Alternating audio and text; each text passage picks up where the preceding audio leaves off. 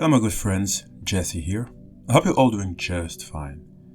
In this video I wanted us to take another look at the Digimon MarineAngemon because there is something about it that always made me raise questions. And for a long while I did not know what it was. It's almost as if it is telling us something about the digital world that I did not understand. That's why I decided to get back to it and try to go a little deeper in its analysis.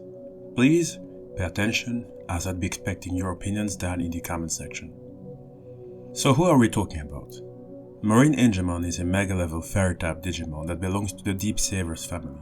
Members of this field are generally aquatic Digimon. And it belongs also to the Virus Busters family. Members of this field are generally sacred or angelic Digimon or those who dwell in holy areas. Both these families MarineAngemon belongs to, meaning the Virus Busters and Deep Savers family, are very interesting because it says so much.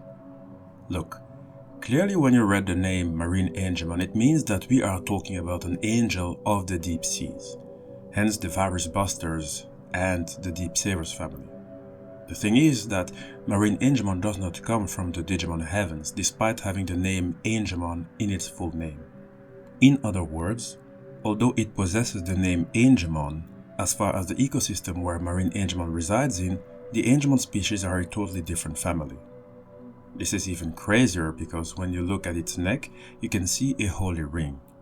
We talked about the properties of the ring in its own video, the link towards it is in the description box. We claimed that Digimon who wear these are all of them categorized as holy species Digimon. It's their divine heritage. So there's just so much that did not make sense to me. MarineAngemon is an angel that does not belong to the angel species Digimon, despite it wearing a holy ring.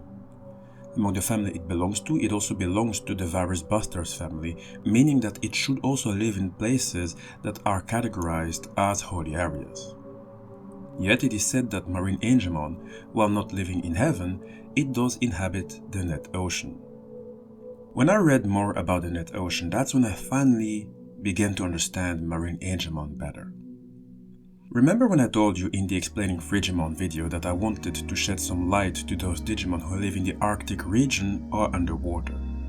Well, the reason is that you'd be surprised how much information you can learn about the digital world through them. I wonder if I ever told you that it is said that the birthplace of Digimon is the net ocean. In other words, this large body of water that surrounds the digital world is the area from which Digimon came from. That is, depending on the universe we're talking about. Don't forget, we made an 11-hour video about the multiverse and the origin stories do differ. But in other words, the net ocean can also be deemed as a holy area. So MarineAngemon is starting to make sense little by little, and yet we're not entirely there. If the net ocean is that holy, then that would mean a certain Digimon hierarchy might also exist there. So let us dive deeper. I have put AMPHIMON next to MarineAngemon because in many ways both resemble each other. As you know, and as we have explained in the Celestial Digimon video, AMPHIMON imparts the loving and merciful side of God, right? MarineAngemon is much of the same. It fundamentally dislikes combat, which is why it has techniques to work on the morale of enemies. For example, its Ocean Love move makes all of its opponents lose their fighting spirits. It can charm the enemy with a nice smile, and it can empower allies while increasing their morale. So it absolutely represents love, just like AMPHIMON. And I'd say that it has just as many responsibilities as in some stories, MarineAngemon is either the ruler of underwater cities or even the guardian of the net ocean. Not ruler, but guardian. So clearly it does have a certain role, and there are some hints of a potential hierarchy in the net ocean. Now, as I mentioned AMPHIMON, let me continue with the following. By now we know that many of these angel species Digimon have the potential to fall from grace. There is AMPHIMON, then when it turns to the dark side it becomes AMPHIMON Fall Down mode, until it becomes Lilithmon, the goddess of darkness. As MarineAngemon isn't an angel species Digimon, it is possible it will not be subject to the same fall from grace process. However, there is another Digimon living in the depth of the net ocean that looks surprisingly similar. I'm talking about CTHYLLAMON. also a mega-level fairy Digimon, but of the virus type instead of the vaccine type like MarineAngemon, meaning that CTHYLLAMON is outright evil and in fact even demonic. It is unknown whether there is a connection between it and MarineAngemon. However, one might suspect that there has been a similar fall from grace moment, like how it happens with the angel species Digimon. While CTHYLLAMON is very rarely seen, it is said that in the pitch black waters, only the skull on its chest is visible, appearing to float eerily through the darkness. This has earned CTHYLLAMON the alternative title of Phantom of the Sea. It is a fitting title for multiple reasons. For starters, phantoms tend to be deemed evil, and this is exactly what CTHYLLAMON is in nature. Secondly, CTHYLLAMON is a digital reincarnation of the creature Cthulhu. For your information, Cthulhu is a fictional character from the works of H.P. Lovecraft, specifically connected to the Cthulhu mythos. She is depicted as the daughter of the infamous cosmic entity Cthulhu, one of the most prominent figures in Lovecraft's pantheon of eldritch beings. And we have discussed Cthulhu already, but briefly. Remember the video about the Dark Ocean? I will put the video towards it in the description box. The Dark Ocean plays a central role as one of the world's three main dimensions, along with the real world and the digital world. Lost people magically end up there, and some of them end up dying.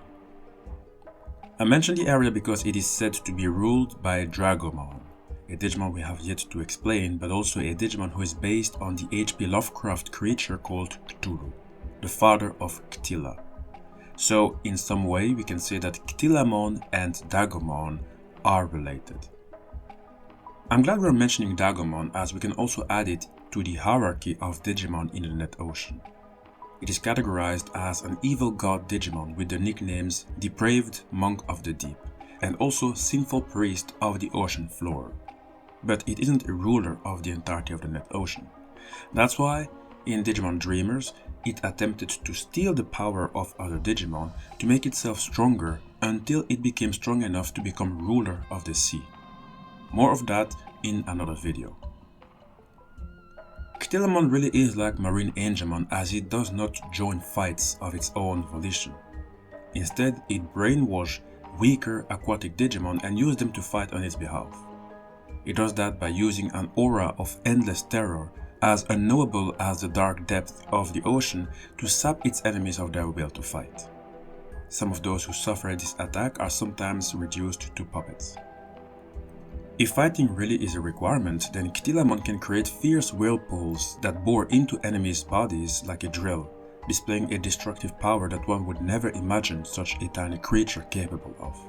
But then again, it is a mega-level Digimon, so they should never be underestimated. So we now more or less know the roles of both MarineAngemon and CTHYLLAMON. I'd say that they are like the Yin and the Yang, as both either bring love or hatred. While MarineAngemon is making sure aquatic Digimon are not fighting, CTHYLLAMON is making sure they are fighting, so really they are just one piece on a coin. I was glad to know about that, however that wasn't enough for me. What other marine angelic type Digimon are there, and what roles do they play if the net ocean can indeed be considered equally holy? Well, I found a very interesting Digimon to guide us. Let me introduce you to AMPHIMON, a cyborg mega-level Digimon that travels throughout the vast net ocean. Interestingly, just like Angel or Deity Digimon, AMPHIMON is permitted to judge evil and carry out judgment in the net ocean. This is very similar as what is happening in the Digimon heavens, as we even have the Angel Digimon CHERUBIMON, who has a technique called Heaven's Judgment to punish those deemed to be evil with lightning. AMPHIMON has the same role as CHERUBIMON. It is a judge, which by the way is even making me wonder if the jurisdiction of the angelic hierarchy is limited to everything happening on land instead of in the deep seas. Anyway, I believe that AMPHIMON is an important and valuable Digimon in the net ocean hierarchy, because it is one of the few Digimon that can enter an unexplained area that lies in the deepest part of the sea, which is called the Abyss Sanctuary. It is an underwater castle that was built in a deep underwater trench, allowing only those who can withstand the water pressure of the extreme depth to enter. We don't know what the role of the sanctuary is, we don't know what it represents. What it does, the only thing we know, is that inside the castle resides the marine god Digimon and Olympus 12 member named NEPTUNEMON, the Digimon said to govern all aquatic species Digimon, and perhaps it is responsible for the hierarchy that can be found in the net ocean. While it might be the number one in the net ocean, it does not mean that it created the net ocean itself. I suspect that it might be playing a similar role to Yggdrasil, who also did not create the digital world. I think that both NEPTUNEMON and Yggdrasil can be deemed as managers, or simply said, rulers, instead of being creator gods. Anyway, as we are talking about CTHYLLAMON and MarineAngemon, I think it is best that we stop here and bring the video to a close. NEPTUNEMON will be discussed in its own video. If you have anything to add about both CTHYLLAMON and MarineAngemon, do not hesitate and write it down in the comment section. I'm really counting on your opinions because I feel that they are both just part of something much bigger. The Digimon Ocean is really an area that we have got to explore more. I knew it was hiding a lot. Also, if there is another Digimon you want me to analyze, please don't hesitate and write your requests down in the comment section.